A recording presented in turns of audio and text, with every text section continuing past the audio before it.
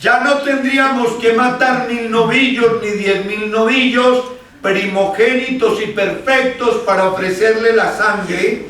Era Jesús, el Cordero de Dios, el primogénito de Dios, el unigénito de Dios, el puro, el perfecto, el sin mancha, el sin mácula, que se ofrecería para convertirse en pan y en vino como ofrenda al Señor. ¿Ya entendieron por qué los novillos tenían que ser primogénitos? Porque era el primogénito de Dios el que iba a ofrendarse. Tenían que ser sin manchas, sin máculas y puros, porque era el preámbulo, era la representación del Cordero de Dios, que iba a ser perfecto, sin mancha y sin mácula. ¿Comprendido? Yo le pido un favor, si alguno tiene una duda, aclárela ya o cállese para siempre. Dígame, señor. Ahorita quería, perdón, hermano, que interrumpa. Quería interrumpirlo, pero yo preferí de que continuara. En el caso de Abraham, yo he leído en el Levítico, Sí. uno más que todo en esa parte, que a pesar de estar viejo, yo leo que Dios le permite estar con la esclava. Porque si Abraham no solamente tiene a Isaac, sino antes de Isaac... No, amiguito, es que ahí toca otro tema. Ese tema no es con la Eucaristía, ¿sí comprende? Sí. Ese tema ya es cómo Sara en cierta forma pierde la fe y le entrega a Agar a su esclava, y de ahí salen los musulmanes. Pero ese es otro tema que lo tocamos cuando estemos hablando de los musulmanes, de los hijos de la esclava. ¿Sí comprende? Sí. Yo lo que estoy es Ella tomando... le permite a él que sí, pero que ese tema no me lleva a la Eucaristía. Sí. ¿Comprende? Ya. Yo lo que estoy es tomando textos para que ustedes entiendan la Eucaristía desde el Antiguo Testamento. Entonces, hablar de Agar ahora y de Ismael, que vienen a ser los musulmanes, me saca de pelo. ¿Comprendido? Sí. Entonces, mis queridos y caros amigos, Jesús, antes de la última cena, empieza a preparar. Quiero que hagan esta diferencia. Un discípulo es alguien que está aprendiendo. Un ejemplo, ustedes son discípulos. Un apóstol es aquel que enseña a los discípulos, que prepara a los discípulos. Los apóstoles vienen a ser apóstoles solo y única y exclusivamente solo cuando viene sobre ellos el Espíritu Santo, el Pentecostés. De resto eran discípulos de Jesús, estaban aprendiendo el tema. Entonces Jesús estaba preparando a los discípulos, y mucho antes de la última cena está reunido con más de 5.000 personas en el desierto, y empieza ya a meterles la idea en la cabeza y les dice: mire, quien coma de esta carne y beba de esta sangre, yo viviré en él y él vivirá en mí. Esta es verdadera comida y verdadera bebida. Entonces la gente se empezó a poner orejona, y para allá llegó una señora estrato 8 plus, de las salameras caídas, y dijo: ¡ay! ¡Óigalo a este! Ya quiere que nos volvamos caníbales. Y dice la palabra de Dios que esa señora o ese señor se volteó, y detrás de él se fueron las 5.000 o 10.000 personas que habían. Y para que a nadie, ni a protestantes, ni a obispos, ni a sacerdotes, ni a nadie le quedara duda de que la carne y la sangre del Señor era el único alimento del espíritu y del alma, los dejó ir. No se fue detrás de ellos diciendo: venga, venga, hagamos un negocio, cambiemos esto por una pizza con Coca-Cola. No, en ese tiempo no había Coca-Cola. Entonces los dejó ir y le dijo a los discípulos, para que jamás le quedara duda, a ningún papa. Por eso ningún papa, ningún obispo, ningún teólogo puede llegar a negar la presencia de Jesús en la Eucaristía. Volteó y le dijo a Pedro y a todos los obispos que había: ustedes también se quieren ir. Y eso les manda a decir hoy conmigo el Señor: ustedes no creen en la presencia real y verdadera de Jesús en la Eucaristía, si ustedes no creen que Jesús es el cuerpo y la sangre, está en esa migaja de pan, hoy el Señor les manda a decir conmigo, se pueden ir. Es la columna vertebral de la fe del cristiano. La presencia real y verdadera de Jesús. Él no miente. Y en la última cena, para que no le quedara ningún Judas, la duda de que él se iba a quedar, volvió y le repitió: quien come de este pan y bebe de este vino, yo viviré en él y él vivirá en mí. Esta es verdadera comida y verdadera bebida, y quien lo coma tendrá vida eterna. Negar la presencia de Jesús en la Eucaristía es negar a Jesús, es decirle mentiroso a Jesús. Y le dijo a los apóstoles: haced esto en conmemoración mía. Jesús nos vino a decir, óigame qué belleza, esta es la nueva alianza. La alianza que hizo Abel era de novillos. La alianza que tenía con los sacerdotes levitas era con novillos. La alianza que hizo con Abraham era que él iba a poner el cordero. Entonces, esa fue la razón que trajo Jesús. Dijo, ojo, esta es la nueva alianza. ¿Qué quiso decir? Ya no tienen que matar novillos ni 1000 novillos. Ahora yo me voy a dar por ustedes. ¿Y qué es el sacerdote? Es darse. Yo me voy a dar por ustedes para siempre. Me quedaré con ustedes en la Eucaristía hasta el fin del mundo. Ya van entendiendo por qué es sacerdote eterno. Él no solo murió en la cruz, sino que se queda prisionero de amor por nosotros en la Eucaristía. Y les tengo una muy buena noticia. Como Él no miente y Él está eternamente en la Eucaristía hasta el fin del mundo, porque así lo prometió y Él no miente. ¿Qué quiere decir? Que la pasión y muerte de nuestro Señor Jesucristo no ha terminado. Porque el dolor es directamente proporcional al amor, y el que mucho ama, mucho sufre. Jesús hoy está entre nosotros. Y hoy se revive la pasión y muerte de nuestro Señor Jesucristo en la Eucaristía.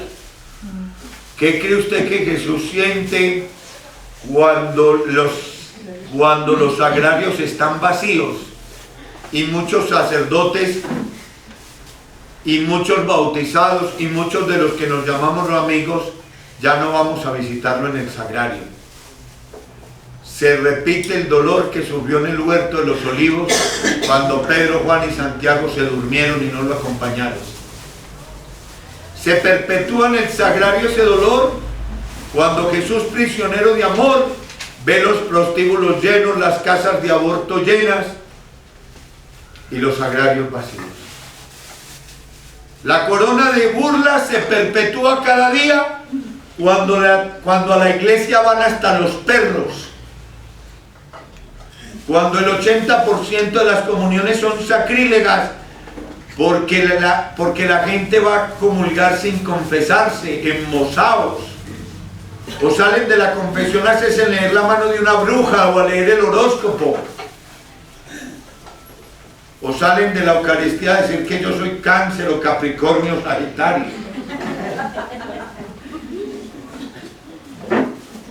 Se perpetúa en el sagrario cuando nosotros le hacemos la existencia de Dios en la Eucaristía más pesada con nuestra falta de fe, con nuestra impiedad, con los sacrilegios, con las blasfemias, con la ingratitud de nosotros los que nos llamamos los cristianos. Y muere Jesús en la Eucaristía con los sacrilegios, con los sacerdotes que lo consagran sin fe y sin amor, y con muchos de nosotros que no lo reconocemos vivo en la Eucaristía. ¿Ya entendieron por qué Jesús es sacerdote eterno? Porque todavía se ofrece. Él este Calvario, por eso tiene que llegar el triunfo de Jesús para que Él deje de sufrir. Ahora les quiero mostrar por qué el pan y por qué el vino. Para que vean por qué el ritual del pan y del vino. Para que entiendan de una vez por todas que los rituales no son al garete, que cada cosa tiene su razón de ser. En 1750 años antes de Cristo, el profeta Isaías vio cómo nacería el Redentor, y oiga lo que dijo: en Belén, de una virgen de la estirpe de Judá, nacerá el Redentor del mundo, el Cordero de Dios. ¿Usted sabe qué quiere decir la palabra Belén? Belén significa casa del pan. Óigame la belleza, 750 años antes, ya esa palabra Belén tiene un significado, significa casa del pan. Iban a ser el pan de vida eterna. ¿Por qué el pan? Porque Dios es Dios de humildes, de pequeños. Dios no es Dios de orgullosos, Dios no es Dios de soberbios.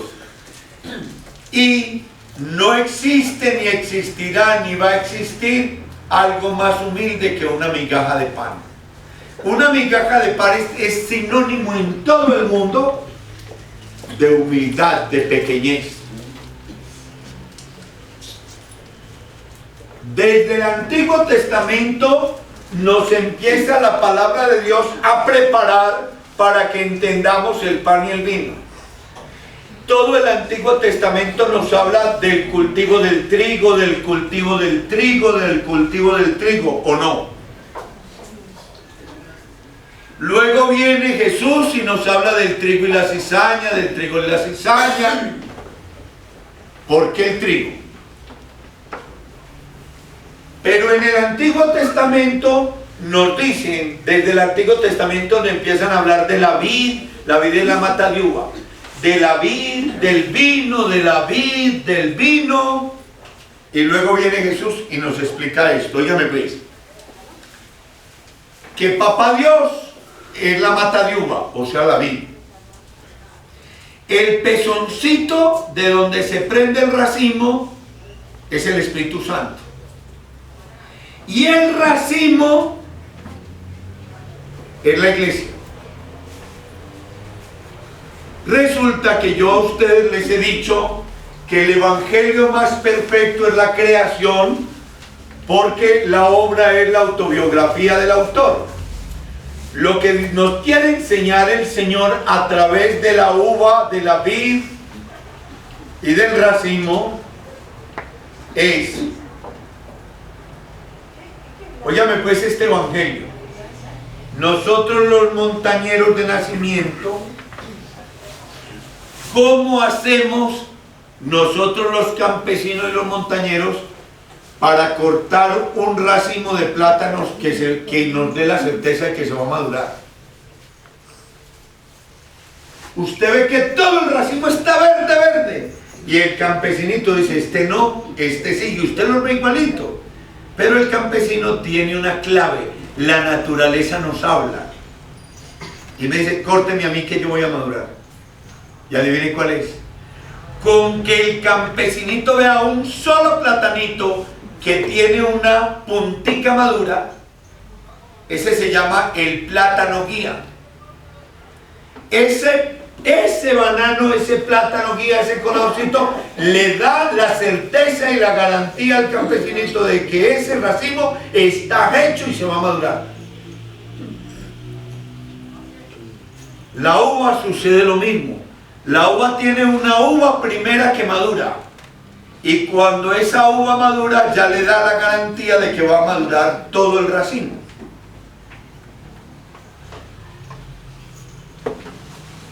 ¿Cuál es la historia del vino? el vino, cogen el racimo maduro, lo arrancan de la mata, lo llevan al lagar y lo pisotean y le exprimen y le sacan hasta la última gota de su sangre a la uva. Y esa sangre que deja la uva pisoteada es el vino que le da la alegría y gozo a la fiesta, a la vida. Cuando Melquisedec, 2000 años antes de Cristo, celebra con vino, cuando el Antiguo Testamento nos habla de la vid, del racimo, cuando Jesús nos viene y nos dice: yo soy la uva, mi Padre es la mata, el pezoncito es el Espíritu Santo y yo soy la uva guía. Yo soy la primera uva madura de la iglesia, del racimo de la iglesia. Cuando Él coge el vino en la última cena, lo que le estaba diciendo a los apóstoles es: ya he madurado, soy la primera uva de la iglesia. Ahora voy a ser arrancado de ustedes, voy a ser arrancado de mi Padre, voy a ser arrancado de la iglesia, voy a ser llevado al lagar del Calvario y voy a ser pisoteado y amasado. Y me sacarán hasta la última gota de mi sangre, pero esa sangre les devolverá la paz, la vida, la esperanza y la libertad a mis hijos.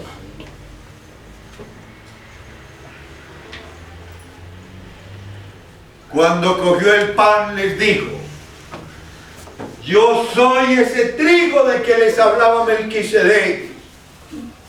El trigo, cuando madura, es arrancado de la mata, es trillado y pisoteado y es amasado para ser convertido en el alimento de los pobres y de los miserables. Yo, Jesús, el Cordero de Dios, el nacido en Belén, en la casa del Padre, el sacerdote eterno según el rito de Melquisedec, ha venido a proponerles esta nueva alianza. Seré arrancado como el trigo, seré acribillado, apaleado, porque el trigo, para trillarlo le dan palo, lo pisotean, lo trillan, lo aporrean. Yo voy a ser azotado, apaleado, amasado para ser convertido en el pan de vida eterna.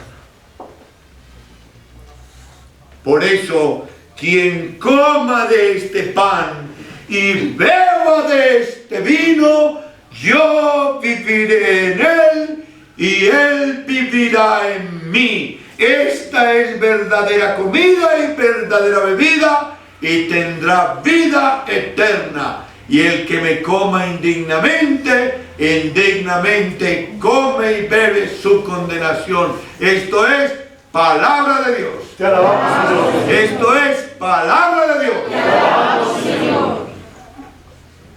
¿Entendieron? ¿Por qué no es pizza con chocolate? O arepa con chicle. ¿Entendieron por qué es la carne y la sangre? ¿Les queda claro?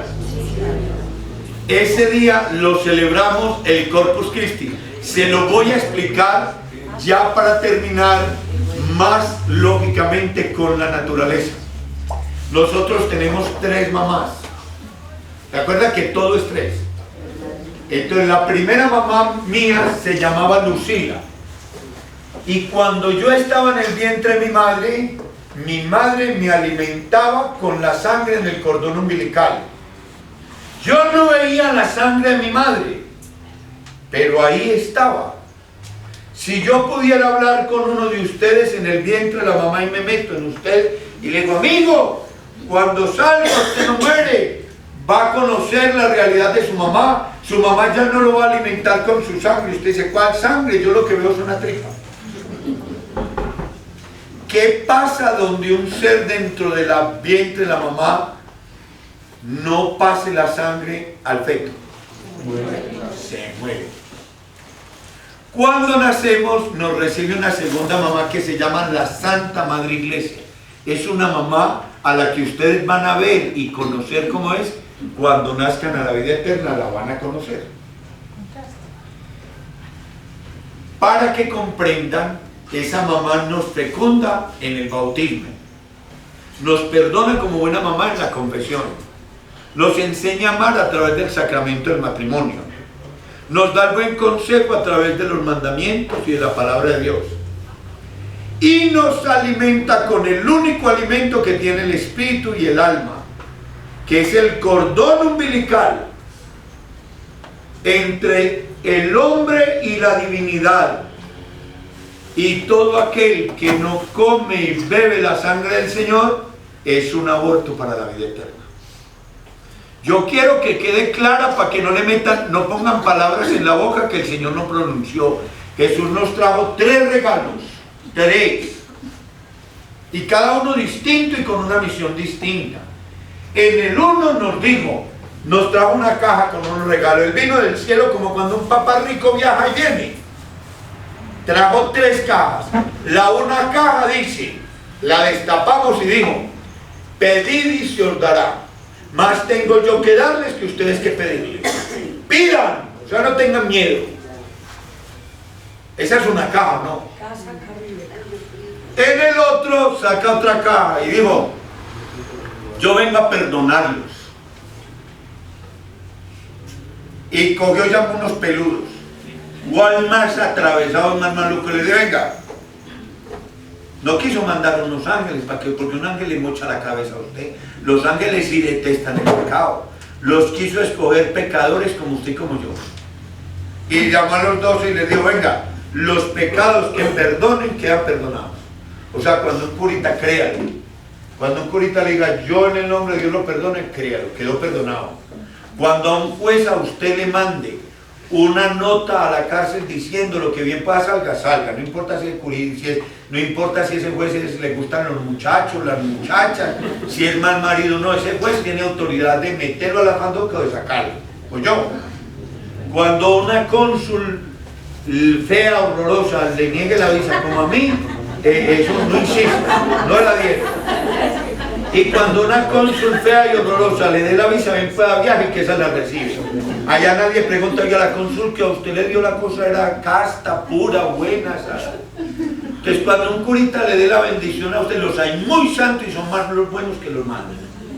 Pero puede ser le cuento una cosa, les pido el favor, si yo me estoy muriendo aquí y estoy chapaleando y ven que sale un cura a robarse 18 gallinas y 3 marranos, téngale los marranos y las gallinas y pídale que me confiese. Que así venga a robarme, dice, yo lo absuelvo, es problema de él, verá cómo se salva. Lo cierto del caso es que nos trae esa caja y dice, ¿quién los pecados que le retengan, que ha retenido de autoridad? Y él es el que manda, y el que manda, manda si mande mal. Y el tercer regalo dice, quien coma de esta carne y beba de este vino, yo viviré en él y él vivirá en mí. O sea que si usted quiere que Dios habite en usted, tiene que comulgar. No se haga lavados cerebrales. Puede estar confesado y si no comulga, Él no vive en usted. Puede orar muy bonito, puede venir aquí y bailar, y puede hablar en lenguas, puede hacerle poemas a Dios, bailarle a Dios. Puede estar confesado, pero lo único para que Jesús entre en usted es la Eucaristía. Eso no lo digo yo, por favor lea la Biblia. Que no falta el que vaya y dice, ay, señor don Pedro no exageraba, que nos dijo que el que no comulgaba sería un aborto para la vida eterna. Pedro se hizo unas barrabasadas. No me pongan palabras en la boca a mí. Eso yo simplemente les transmito lo que dice la Biblia. Si alguno de ustedes tiene problemas con la Biblia, póngale pirinola a Dios. Y Dios le manda a decir conmigo, ¿quién de ustedes se quiere ir? ¿Sí comprende? Usted es libre de alimentarse o de no alimentarse, confesarse o de no confesarse, de orar o no orar. Hay una sola cosa que Dios no puede hacer y es meterse en su vida, porque Dios no es un Dios metido. Señores, acuérdense que nos toca el jueves a las 2:30, ¿a las qué? 2:30. De 2:30 a 3:30. Hoy me di cuenta por una carta que mandó el obispo que vamos como 2 o 3 grupos. Nos toca la oración al Santísimo. Y el obispo nos pide que a la procesión llevemos linternas, no velas, sino linternas, con el fin de iluminar toda la calle. Señores, no es creer en Dios lo que nos va a salvar. El demonio también cree en Dios, pero el demonio no ora, el demonio no se confiesa, el demonio no comulga. El demonio detesta a los curas y nos reza el Santo Rosario. No es creer en Dios lo que nos va a salvar, es creerle a Dios y obedecerle. Créale que cuando usted ora, Él le responde. Créale que cuando usted le confiesa, Él le perdona. Y créale que cuando usted comulga, Él está ahí. Que Él se quedó prisionero de amor por nosotros en el sagrario, en la Eucaristía, hasta el fin del mundo, y que por eso Él es sacerdote eterno, según el rito de Melquisedec. Y para terminar les comento, perdónenme la expresión que ya se me dio la señora mía, no está aquí, porque me regaña todos los días. No vuelva a decirle a la gente bruto, mijo, usted hasta que para le dan una trompada. Pero yo no resisto. Yo no resisto. Para terminar les cuento esto, es que, perdónenme, pero es que yo no soy capaz de mentirle. Yo no he podido comprender la pseudointelectualidad humana. ¿Cómo puede ser que nosotros los bautizados, los católicos, pues yo no culpo a los musulmanes ni a los protestantes, porque si no creen, pues que los va a olvidar a uno. Pero uno que la mamá, la abuelita y la bisabuelita lo llevaron a la primera comunión, le contaron que Cristo estaba ahí, que creemos por generaciones. Porque esta historia yo no la estoy contando, le estoy recordando lo que le enseñó su mamá, su abuela, su bisabuela, su tatarabuela. Esto no le estoy predicando nada nuevo. Y oiga la brutalidad de nosotros. Tenemos un problema y vamos y lo contamos a la tía que está más problemada que nosotros, pobre no ha sido capaz de solucionar el primer problema de ella. Le contamos a las amigas que están pero metidas en el fango, en los problemas más berracos. Le contamos al amigo que lleva 3 viudeces y dos matrimonios dañados. Le contamos a todo el mundo. Y para contarle a todo el mundo, brutalmente pasamos por el sagrario a buscar a Delmira para contarle el problema. Pasamos por el sagrario a ir donde el psiquiatra. Pasamos por el sagrario a ir donde el médico. Y se nos olvida que en el sagrario está aquel que todo lo puede, que de la nada lo hace todo, que es el mejor psiquiatra, que es el mejor psicólogo, que es el mejor oncólogo, el mejor cardiólogo, que es el mejor para organizar matrimonios, que es el mejor para aplacar el corazón de los enemigos, que es aquel que todo lo puede y de la nada lo hace todo, y que en una cajita de regalos que nos trajo, acabe con la silla mía. Hágale con un rico mío según el rito Melquisedec.